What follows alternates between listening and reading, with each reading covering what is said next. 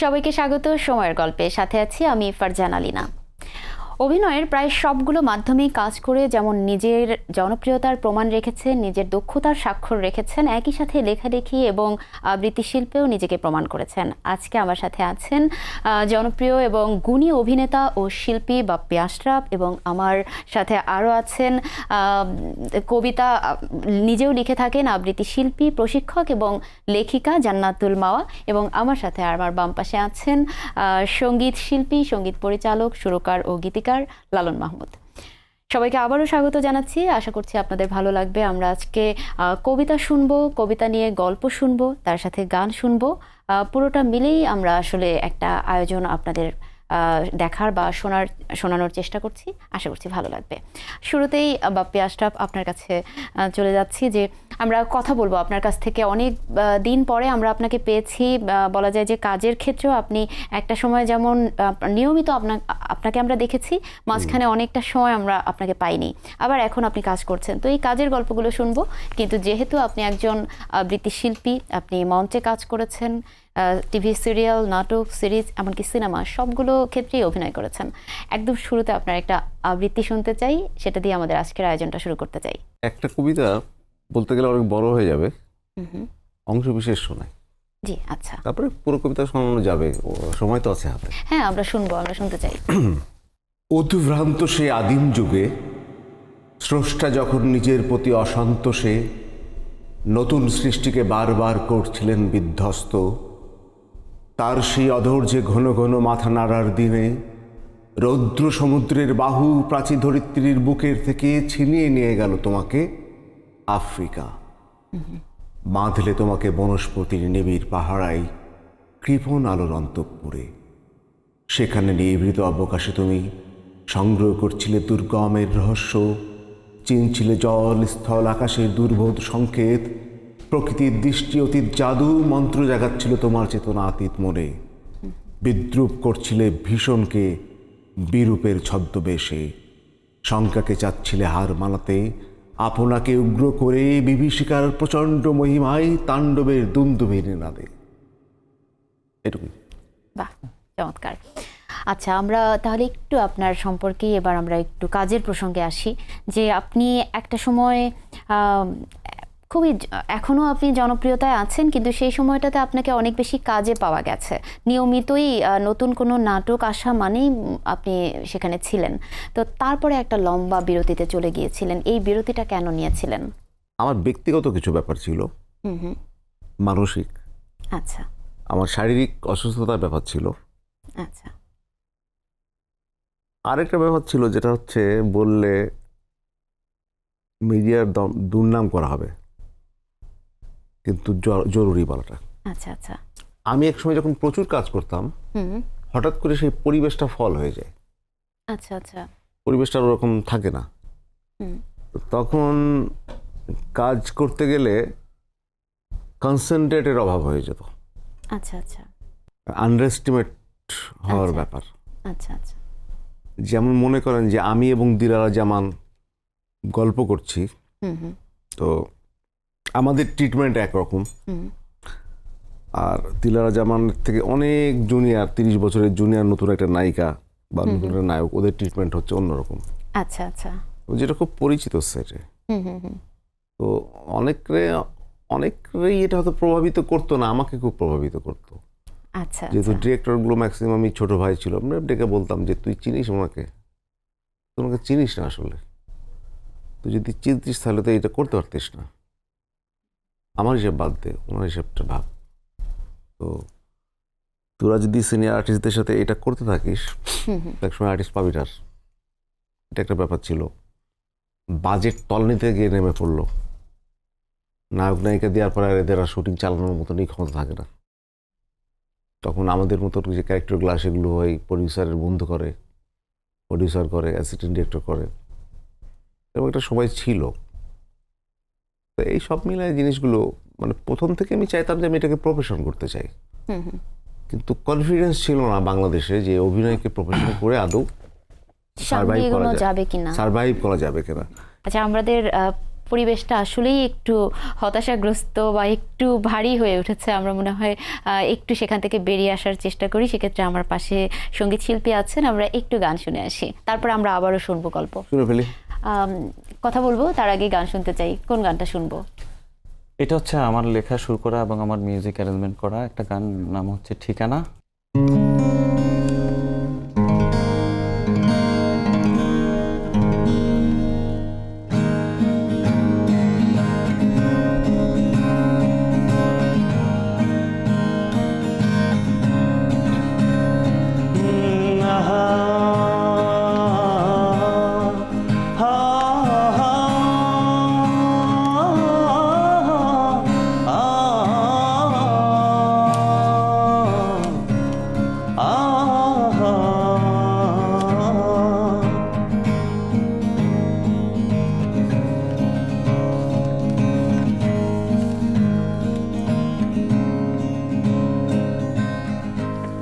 ঠিকানা জানো কি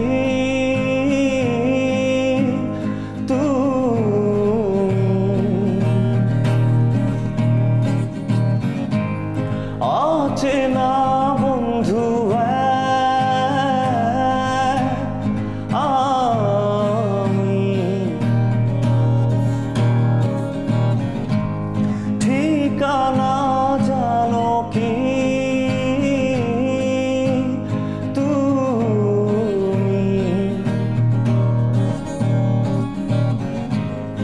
অচেনা বন্ধু আমি, তবে কি মিছে মিছি পথে চলা গোধূলি আর ঝাপসা কল্পনা, তবে কি মিছে মিছি পথে চলা গোধূলি আর ঝাপসা আলপনা,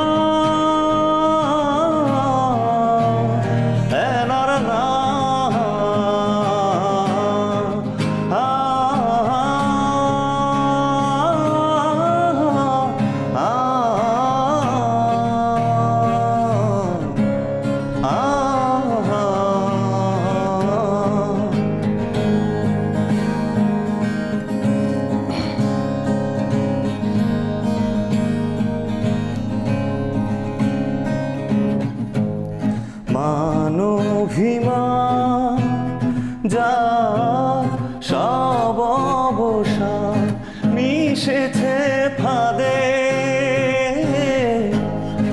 অচেনায় বাকে মানভিমান যা সব অবসান মিশেছে ফাঁদে, অচেনায় বাকে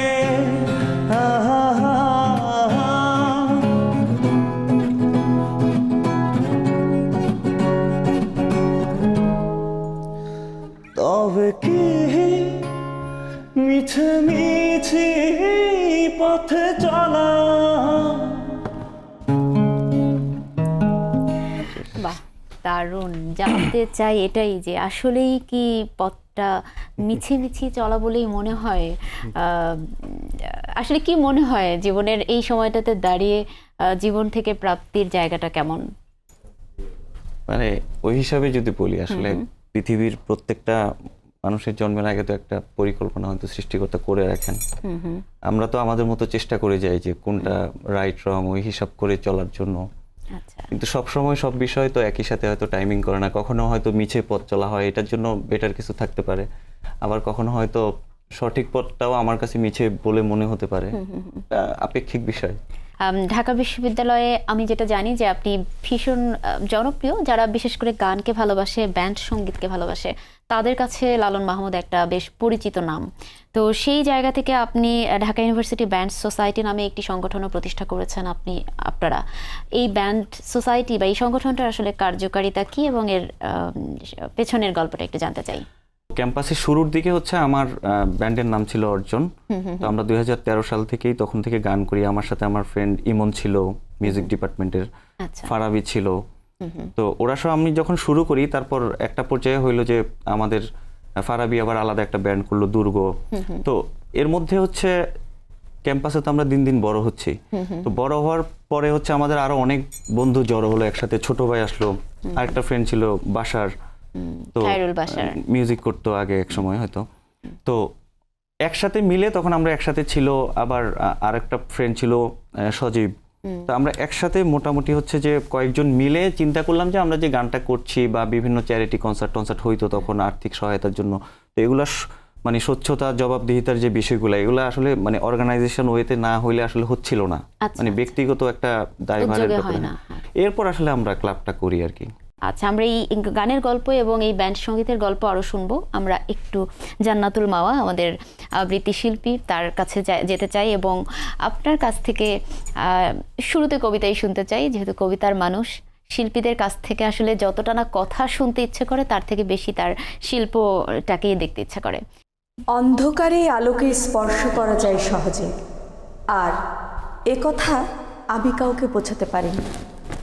আমি দেখলাম আধারের চাদরে আলোকে লুকিয়ে রাখতে শিখে নেয় 16 বছরের কিশোরী। স্রোতকে বসে রাখবার ক্ষমতা অর্জন করে 30-এর রমণী। আর ভরা বন্যায় যখন যৌবনা 26 বছরের মেয়েটি, তখন কোথায় লুকাবে তার যৌবন? কোথায় লুকাবে তার উজ্জ্বল শহর? আমি দেখলাম শুধু রাতের বেলা একটা চোরাবালির দ্বীপ জেগে ওঠে 45-এর পুরুষের ঘরে। হু হু করে নেশাভরা চোখ নিয়ে তাকিয়ে দেখে কি নির্মম সে একাকিত্ব। পাশে যে ঘুমোচ্ছে সে ক্লান্ত ঘরকন্যা। রান্নাঘরের কালি, সাবান আর মাছের আঁশটে গন্ধে তার যৌবন আড়ালে। সে সুপ্ত যৌবন ওই পুরুষের ঘুম ভাঙাতে পারে না। আর সেই নারীটি একটা অন্ধকারকে জীবন ভেবে পার করে দেবে গোটা 50 বছর। আর আমি দেখলাম 50-এর পর পুরুষেরা ভয়ঙ্কর প্রেমিক। তার বুকের ভেতরে জমে আছে বারুদ। সেই বারুদ সে লুকিয়ে রাখে মধ্যরাতে কল্পনার ছায়াকে সামনে বসিয়ে রেখে ছুঁয়ে ছুঁয়ে বারুদ জ্বালিয়ে আলোকিত করে তার সর্বোচ্চ ইচ্ছে। আমি দেখলাম জীবন আর আগুনকে নিয়ন্ত্রণ করে অন্ধকার, আর অন্ধকারে আলোকে সহজে স্পর্শ করা যায়। জীবনবোধ। বাহ বাহ, দারুণ দারুণ। বলছিলেন যে আপনার নিজের লেখা কবিতা, আপনি দীর্ঘদিন ধরে আবৃত্তি করছেন, এমনকি আবৃত্তি প্রশিক্ষক হিসেবেও কাজ করছেন। তো সেই জায়গাটাতে আপনি তো নিশ্চয়ই অন্যদের কবিতাও পড়েন। তো নিজের লেখা কবিতা আসলে পড়তে বেশি ভালো লাগে নাকি অন্যদের লেখা কবিতা পড়তে বেশি ভালো লাগে? আমার হচ্ছে অন্যদের কবিতা পড়তে বেশি ভালো লাগে। আমার পড়তে ভালো লাগে আমার হচ্ছে যেমন জয় গোস্বামী, তসলিমা নাসরিন, হুমায়ুন আজাদ স্যারের বেশ কিছু কবিতা আমার খুব ভালো লাগে। আপনি ঢাকার বাইরে থেকে এসেছেন এত দূর থেকে আমাদের আয়োজনে, সেই জায়গাটার কথা যদি একটু জানতে চাই। ঝিনাইদহে, ওখানে আসলে আপনি যখন প্রশিক্ষণ দিতে যান আবৃত্তি শিশুদেরকে বা বড়দেরকেও, সেখানে কেমন তাদের মধ্যে আসলে আবৃত্তির প্রতি আগ্রহটা কেমন দেখেন, বা জীবনের সাথে আবৃত্তির সম্পর্কটা এটা আসলে মনস্তাত্ত্বিক জায়গাতে বা আমাদের জীবনবোধের সাথে কতটা প্রাসঙ্গিক তারা মনে করেন, আপনি কেমন দেখেন? আমি তো ঝিনাইদহের মেয়ে, আমার জন্ম ঝিনাইদহে, বেড়ে ওঠা ঝিনাইদহে। আর অবিশ্বাস্য হলেও এটা সত্যি যে ঢাকাতে এই যে আমি আজকে এখানে আছি এটা আমার ঢাকাতে আসা দ্বিতীয়বার। প্রথমবারও আমি এসেছিলাম কবিতা এবং অভিনয়ের জন্যে। গান, কবিতা, একক অভিনয় এবং মঞ্চ অভিনয় আমি ছোটবেলাতে করেছি। তো সেখান থেকে আমার স্কুল পর্যায়ে, জেলা পর্যায়ে, এখান থেকে আমি করতে করতে একটা জায়গায় এসে আমি ঢাকাতে যখন আসি, সেই আমি 2012-তে এসেছিলাম। এবং তারপরে 2025-এ আবার ঢাকায় এর আসলেন। মাঝখানে আর আমি কখনোই আসিনি। আচ্ছা, বাহ। কবিতার সাথে মানুষের সম্পর্ক, এটাকে মানুষ কতটা গুরুত্ব দেয়, সেই জায়গা থেকে বললে যে কবিতার গুরুত্বটা জীবনে কতটা আপনি দেখেন, কবিতার ভবিষ্যৎ কেমন দেখেন?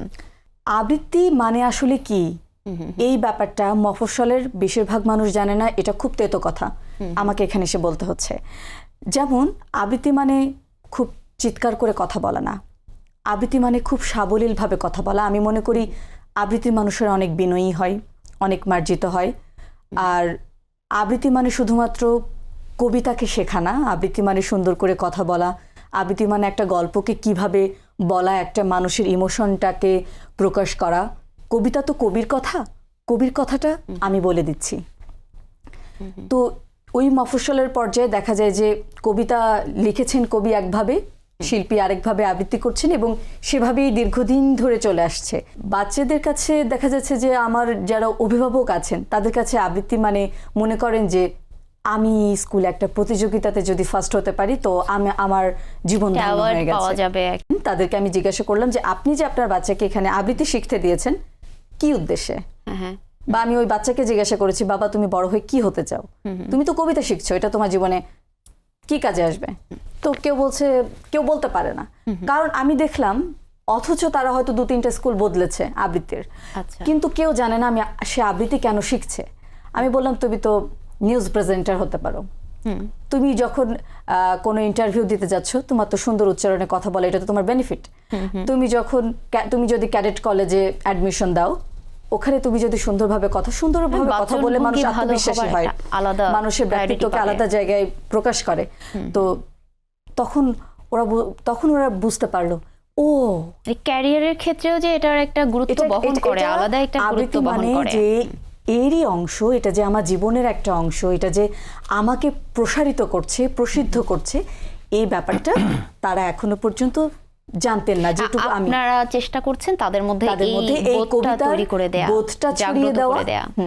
কবিতাকে জীবনের সাথে যত বেশি সম্পৃক্ত করা যায়, এটার মাধ্যমে তারা শুধু বিনোদনের মধ্যেই সীমাবদ্ধ না রেখে এটাকে আমাদের ক্যারিয়ারের একটা অংশ হতে পারে এবং পুরো জীবনকে, চেতনাকে জাগ্রত করতে পারে এটা। আচ্ছা, আমরা একটু বাপ্পি আশরাফের কাছে যেতে চাই। আপনি যে 8 বছর পরে আবার ফিরে এসেছেন, এখন কাজ করছেন, হয়তো সেই পুরনো বাপ্পি আশরাফকে আমরা যদি নাও পেয়ে থাকি বা এখনকার প্রেক্ষাপটও পরিবর্তিত হয়েছে, কিন্তু কাজ করছেন, তো সেই জায়গা থেকে আসলে এখন কি পার্থক্য দেখছেন? 8 বছর আগে কেমন ছিল নির্মাতা সহকর্মীদের যে পরিবেশটা, আর এখন কেমন দেখছেন? ব্রেকের পরে আমি আবার কাজ করলাম, কাজ যে পরিমাণে মানে কোয়ান্টিটিতে করলাম সেটা পরিমাণটা অনেক বলতে বেশ অনেক, আগের তুলনায় অনেক বেশি, এবং ভ্যারিয়েশনস অনেক। ভ্যারিয়েশনস মানে অপূর্ব থেকে শুরু করে একদম সুপ্ত, এরকম 25-30 জন নায়কের সবার সাথেই কাজ করা হয়ে গেল আমার।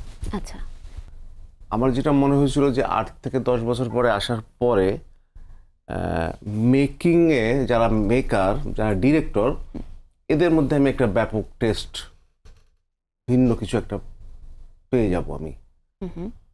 কিন্তু 95%-এর ক্ষেত্রে আমি দেখলাম যে তখন যে জিনিসটা ছিল সেটা দাদার ছিল, দাদার থেকে বাবারই একই জিনিস আসছে, নাতিরও সেই একই জিনিস আসছে ওই স্টাইল। এরকম একটা স্ক্রিপ্ট যদি থাকে আগে থেকে তাহলে সবার জন্য ইজি হয় জিনিসটা। যদি স্ক্রিপ্টিং এর সাথে একটা স্টোরি বোর্ড থাকে তাহলে তো আর ক্যামেরাম্যানকেও বলতে হচ্ছে না কি ফ্রেম ধরবে, সে অ্যাক্টরকেও বলতে হচ্ছে না যে কোন ফ্রেমের কোনটা তার ক্লোজ আপ, কোনটা তার কি, অ্যাসিস্ট্যান্ট ডিরেক্টরকেও বলতে হচ্ছে না। স্ক্রিপ্টটা প্রি প্রোডাকশন করা আছে ভালোভাবে, ক্যামেরাম্যানকে নিয়ে বসা আছে কয়েকবার, হয়তো অ্যাক্টরকে দিনেও মেইন যারা প্রোটাগনিস্ট, তাদেরকে নিয়ে হয়তো একদিন দুদিন বসা আছে। যদি কিনা গোছানো না থাকে তাহলে সেইটা হচ্ছে সকাল 7টায় শুরু করে পরের দিন সকাল 7টা বন্ধ করতে হচ্ছে, লেট নাইট করতে হচ্ছে। অধিকাংশ ক্ষেত্রে আমি হতাশ। আচ্ছা। তার স্কুলিং প্রথমেই যদি ভুল থাকে তাহলে সিনেমা পর্যন্ত গিয়ে সে ওই বার্ডেন নিতে পারবে না, সিনেমাটাকে ঠিক মতো নামায় আনতে পারবে না। এই জায়গাটা আসলে কি হওয়া উচিত, বা কেমন স্কুলিংটা, আপনি একজন অভিনয় শিল্পী দীর্ঘদিন ধরে কাজ করছেন, কি প্রত্যাশা করেন? ইনস্টিটিউট হওয়া জরুরি। আচ্ছা আচ্ছা, এটা কি এখন আসলে আর হওয়া সম্ভব, নাকি এখন যে ধারায় কাজ হচ্ছে আসলে একটা নতুন কিছু হতে যাচ্ছে, মানে সেখান থেকে ফিরে এসে আবারও সেই প্রিপারেশনে এত টাইম দেয়া, আবার স্কুলিং, এই যেটা আপনি ভাবছেন আসলে ওইভাবে কি আর সম্ভব বলে মনে করেন কিনা? যে কোনো সময় সম্ভব।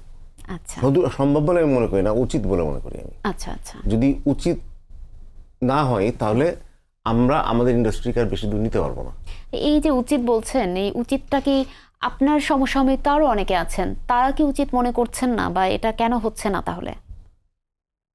একটা বিষয় হচ্ছে কি, যে আমি আমার সমসাময়িক অভিনেতা অথবা ডিরেক্টরদের বিষয় এটা না, বিষয়টা কালচারালি এই দেশকে আমরা কোন জায়গায় নিতে চাই সেটারও তো কাউকে না কাউকে দায়িত্ব দেওয়া হয়, কোনো ইনস্টিটিউট অর্গানাইজেশন, এটা ভাবার দায়িত্ব তাদের। এখন আপনি আপনার বাচ্চাকে পড়াচ্ছেন, আপনি তো এডুকেশন সিস্টেম ডেভেলপ করার মতন আপনি কেউ না। এডুকেশন সিস্টেম ডেভেলপ করার জন্য তো মাধ্যম আছে, আলাদা মাধ্যম আছে, না নির্ধারিত লোক আছে, তাকে ভোট দিয়ে তাকে সে জায়গায় বসানো হয়েছে। আমরা আবারও একটা কবিতায় যেতে চাই, তারপরে আমরা আবার একটু কথা বলবো। এতদিন কিছু একা থেকে শুধু খেলেছি একাই, পরাজিত প্রেম তনুর তিমিরে হেনেছে আঘাত, পারিজাতহীন কঠিন পাথরে, প্রাপ্য পাইনি করাল দুপুরে, নির্মম ক্লেদে মাথা রেখে রাত কেটেছে প্রহর বেলা, এই খেলার কতকাল আর কতটা জীবন, কিছুটা তো চাই, হোক ভুল হোক মিথ্যে প্রবোধ, অভিলাষী মন চন্দ্রে না পাক, জ্যোৎস্নাই পাক সামান্য ঠাঁই, কিছুটা তো চাই। আরো কিছুদিন, আরো কিছুদিন, আরো কতদিন, ভাষাহীন তরু বিশ্বাসী ছায়া কতটা বিলোবে, কত আর এই রক্ত তিলকে তত্ত্বর প্রণাম, জীবনের কাছে জন্ম কি তবে প্রতারণাময়, এত ক্ষয় এত ভুল জমে ওঠে বুকের বুননে, এই আঁখি জানে, পাখিরাও জানে, কতটা ক্ষরণ কতটা দ্বিধায়, সন্ত্রাসে ফোটে না ফুল শাখায়, তুমি জানো নাই আমি তো জানি, কতটা গ্লানিতে এত কথা নিয়ে, এত গান এত হাসি নিয়ে বুকে নিশ্চুপ হয়ে থাকি, বেদনার পায়ে চুমুকে বলি এই তো জীবন, এই তো মাধুরী, এই তো অধর ছুঁয়েছে সুখের সুতন সুনীল রাত, অভিলাষী মন চন্দ্রে না পাক জ্যোৎস্নাই পাক সামান্য ঠাঁই, কিছুটা তো চাই। বাহ, দারুণ, খুব পছন্দের। একদম খুবই পছন্দের কবিতা, এবং পছন্দের মানুষের কণ্ঠে আরও বেশি প্রাণোদ্দীপ্ত হয়ে উঠেছে।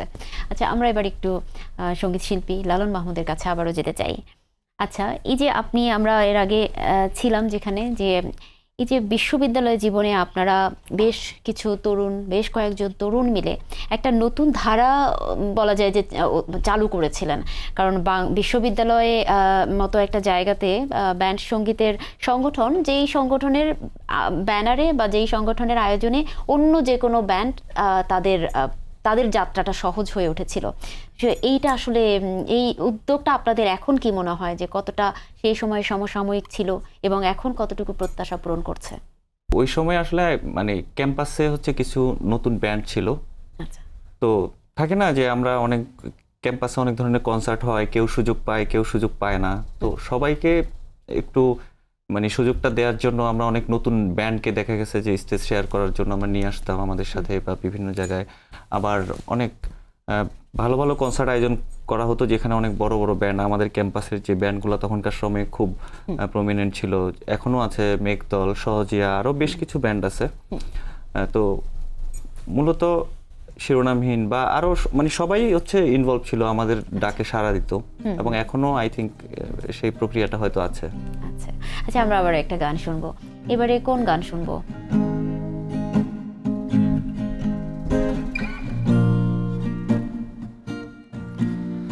আমি তোমাকে বলে দেব কি যে একাদির ঘোরা আমি হেঁটে গেছি বিরান পথে আমি তোমাকে বলে দেব সেই ভুলে ভরা গল্প কড়া নেড়ে গেছি ভুল দরজায় ছুঁয়ে কান্নার রং ছুঁয়ে জোছনার ছায়া ছুঁয়ে কান্নার রং ছুঁয়ে জোছনার ছায়া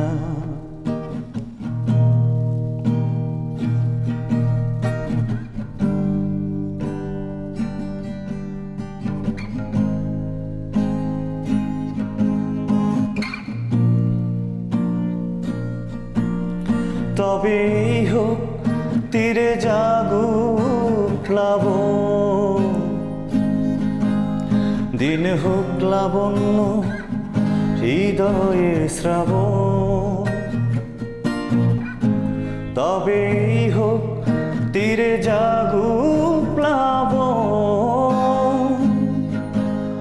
দিন হোক লাবণ্য হৃদয়ে শ্রাবণ